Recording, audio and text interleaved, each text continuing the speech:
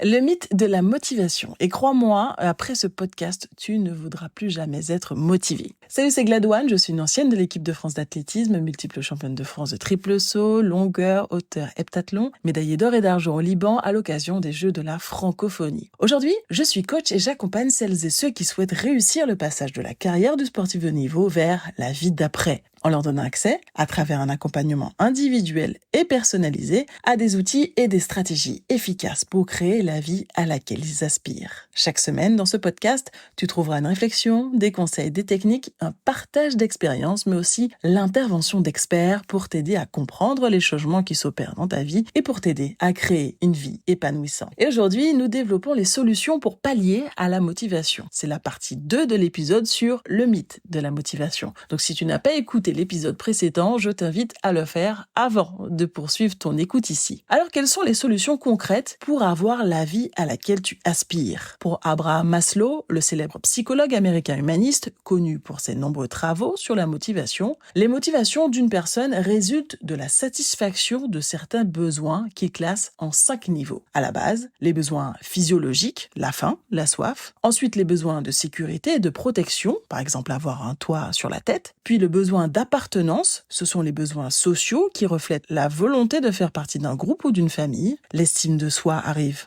en 4e position, c'est la capacité à se regarder en face. Et enfin, au sommet, le besoin de s'accomplir, c'est-à-dire le besoin de réussir de nouvelles choses. Il est donc important pour notre survie d'avoir des buts, des objectifs. Mais comment les concrétiser quand la motivation est en dents de scie? La première mesure doit être, selon moi, radicale.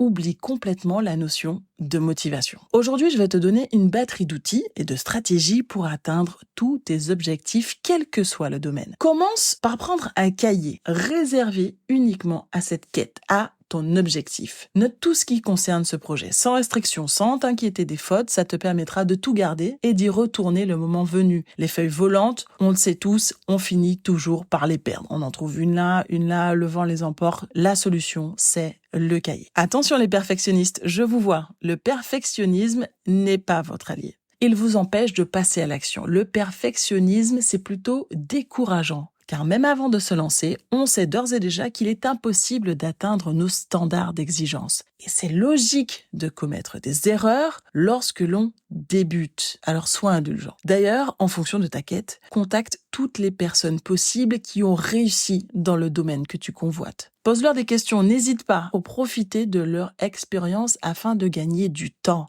Car comme le dit la célèbre citation, vous devez apprendre des erreurs des autres. Vous ne pourrez jamais vivre assez longtemps pour les faire toutes vous-même. Il est également inimaginable de se lancer vers un objectif, donc dans un challenge, sans comprendre son pourquoi. Inutile de te dire que l'objectif doit être motivant, sinon il ne sera pas tenable sur la durée. Il est donc indispensable de connaître ton pourquoi. Pourquoi tu le fais? Qu'est-ce qui justifie que tu sortes de ta zone de confort pour te lancer dans cette nouvelle aventure? S'il n'est pas assez puissant, ton pourquoi, tu auras beaucoup de mal à arriver au but, au bout. Alors ce projet, pourquoi est-il important pour toi? Je dis bien pour toi, pas pour quelqu'un d'autre. Il faut que ton objectif soit clair. Il faut que tu sois capable de l'écrire en une phrase. Il faut une direction précise. Si tu prends ta voiture, que tu sais pas où tu vas, tu risques de tourner en rond, de brûler du carburant inutilement. Et vu le prix du carburant en ce moment, c'est pas du tout ce qu'on veut. Généralement, tu montes pas dans ta voiture si tu n'as pas de destination précise. Tu rentres, tu boucles ta ceinture et tu programmes ton GPS car tu sais où tu veux aller. Là, c'est pareil. Clarifier ton objectif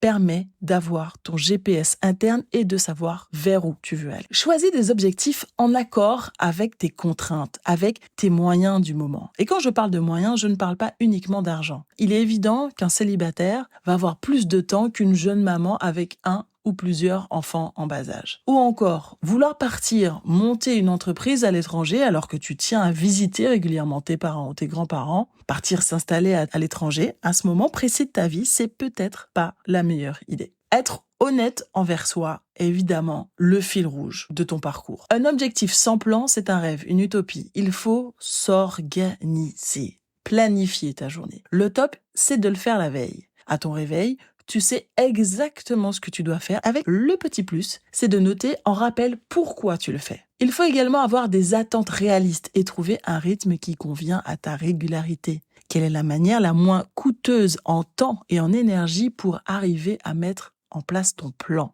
Ça, c'est la clé de la régularité. Pour ça, tu peux utiliser 3 approches pour opérer un changement. Le drastique, d'un coup, on change tout. Un fumeur qui arrête du jour au lendemain la cigarette. La nouvelle habitude, de manière progressive, réduire tous les jours un peu, par exemple, la quantité de cigarettes, 1 en moins, 2 en moins par jour. Ou encore, si tu veux te mettre au jogging, au début, tu cours 10 minutes, puis 15 minutes, puis 17 minutes, 20, et finalement, au bout d'un moment, tu finiras par courir 1 heure. Fractionner l'objectif, c'est aussi une possibilité. Moi, ce que je fais, c'est que je m'oblige à lire 10 pages d'un livre par jour. 10 pages, ça prend pas tant de temps que ça. Si tu souhaites te mettre à la course à pied, tu peux faire comme moi. Les jours où j'ai la flemme, je cours 1 minute, je marche 20, 30 secondes, je recours 1 minute et au fur et à mesure, la motivation vient, je cours de plus en plus vite, je cours de mieux en mieux et c'est toujours mieux, de toutes les façons, que de finir dans son canapé à s'empiffrer. Ce qui peut arriver parfois juste après le footing. Et bon, ça c'est encore une autre histoire. Les gros objectifs sont hyper décourageants. Alors n'hésite pas à diviser le plus possible. Ça te donne une marche à suivre et ça te donne l'occasion de célébrer les petites réussites. Fractionner, c'est aussi se consacrer à une tâche dans un temps défini. C'est une de mes techniques quand je fais ma valise. Mais certaines fois, je m'oblige à quitter la table ou à arrêter uniquement lorsque la tâche est terminée. C'est à toi de définir en fonction du niveau d'importance quelle stratégie tu mets en place. Attention, je vais employer un mot qui fait peur, la discipline et l'autodiscipline pour créer tes automatismes. C'est bien ainsi que tu as construit ta carrière. Pour devenir sportif de haut niveau, en plus du talent, il faut être discipliné, sans aucun doute. Et c'est cool parce que ça, tu sais faire. Accomplir une tâche inscrite sur ton planning sans te poser de questions, ça tu sais faire. Créer des routines, créer des habitudes, les répéter et les appliquer, ça tu sais faire. Et ne sous-estime pas le pouvoir de ces habitudes. Anticiper les potentiels obstacles te permettra aussi de ne pas te faire surprendre et d'être déstabilisé. Alors, qu'est-ce qui pourrait te freiner dans ta progression? Identifie-le. Gérer tes pensées négatives et dévalorisantes est essentiel également. Accepte l'inconfort et persévère. Demain sera un autre jour. Te concentrer sur la routine quotidienne te permettra de traverser ce moment. Ne te pose pas de questions. Mets un pied devant l'autre. Fais-le. La tête dans le guidon, comme dans les séances cardio et les séances lactiques. On sait que ça fait mal sur le moment. Et au contraire, c'est un atout pour la suite. Définis une deadline réaliste en fonction de tes contraintes. Inscris la date dans ton cahier. Elle te permettra de te mettre en action et de continuer à aller de l'avant, même les jours de flemme.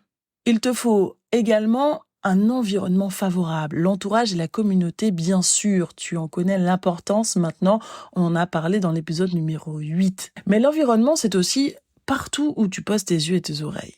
Et mon petit plus, c'est de placarder mon objectif partout. Et pourquoi ne pas écouter des podcasts sur le sujet? Cela pourrait te donner de bonnes idées. Par exemple, lorsque j'ai voulu perdre beaucoup de poids, j'ai mis en fond d'écran de mon téléphone, de mon ordi, la photo du corps dont je rêvais. Et forcément, au moment où j'avais envie de craquer, mes yeux finissaient toujours par tomber sur la photo. Et hop, ça me rappelait mon objectif et m'obligeait à garder le cap. Le nombre de fois où tu poses tes yeux sur la photo dans une journée te permettra de rester focus sur ton objectif. Si tu veux lancer un business, mets en photo l'objet qui te rappelle le plus ton business. Et petit conseil supplémentaire, inutile de raconter l'objectif final à tes proches si tu sais qu'ils ne seront pas un soutien. Et enfin, alors là, c'est ma solution miracle pour mes jours de flémite aiguë. La grosse flemme, je dégaine l'arme internationale, l'arme qui fonctionne. J'applique la règle de 10% ou de 10 minutes en fonction de la tâche définie. Soit je quantifie ce que représente 10%, soit je mets un chrono de 10 minutes. Je commence la tâche et au bout de 10 minutes, quand la sonnerie retentit ou quand j'ai atteint les 10% de la tâche commencée, tu sais ce qui se passe? Eh bien, la plupart du temps, je poursuis sur ma lancée. Si vraiment ce jour-là, je ne suis pas productive, alors j'arrête et je vaque à une autre occupation. Et franchement, je te conseille fortement de tester cette technique. C'est ma technique chouchou, celle qui fait régulièrement ses preuves chez moi. Quoi qu'il arrive, culpabiliser n'est pas la solution. Parfois, il faut se pousser, parfois au contraire, il faut lâcher. Il faut réellement arrêter et faire ce dont on a envie. Dormir, manger une glace, aller faire un tour, appeler un ami, faire une pause et se ressourcer. La fatigue peut entraver la productivité, alors sois honnête envers toi-même. La fameuse charge mentale peut jouer. Autorise-toi à te reposer, mais vraiment, Même si c'est plus facile à dire qu'à faire, il vaut mieux faire à fond quelque chose et en tirer les bénéfices plutôt que ni se reposer ni avancer sur le programme en cours. Ici, l'enjeu est réellement d'apprendre à se faire confiance et d'apprendre à être honnête envers soi. C'est le fameux reculer pour mieux sauter. Avec un peu d'élan, c'est plus facile de faire le grand saut. Et enfin, pour un effet boost, imagine-toi le plus souvent possible ayant déjà atteint ton objectif, car notre cerveau n'est pas capable de faire la différence entre ce que tu imagines et ce qui est réel. Ce n'est pas moi qui le dis, c'est la neuroscience. Et si tu ne sais pas comment t'y prendre, là aussi, j'ai les clés pour y arriver. L'indulgence fait partie du processus. Atteindre 40, 60 ou 90% de tes objectifs, c'est déjà beaucoup plus que de ne rien faire. Et surtout, retiens une chose. Peu importe tes objectifs, tu en détiens la réponse. C'est juste une méthode à mettre en pratique.